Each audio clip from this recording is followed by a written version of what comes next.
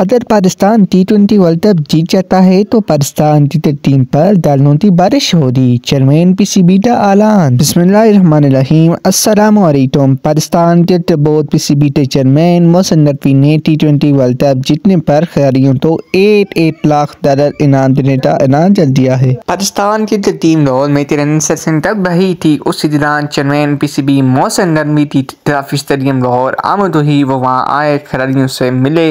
तकरीबन 2 दिन तक चेयरमैन PCB खिलाड़ियों के साथ रहे और अफीसर से दफ्तर जब तक खिलाड़ियों के साथ खेल की हिकमत अमली पर तफसीली बातचीत की है मोहसिन नकवी ने।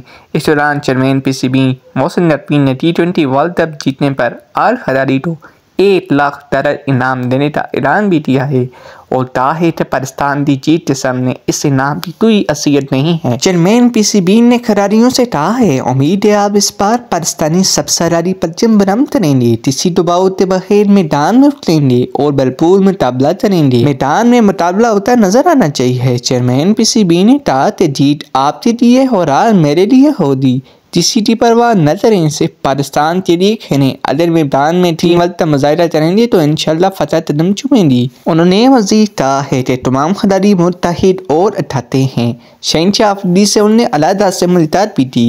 उन्होंने कहा, शहनशाह अफरीदी वर्ल्ड कप में भरपूर तो आपसे बहुत सी चटवाद हैं, आपने पूरा उन पर उतरना है।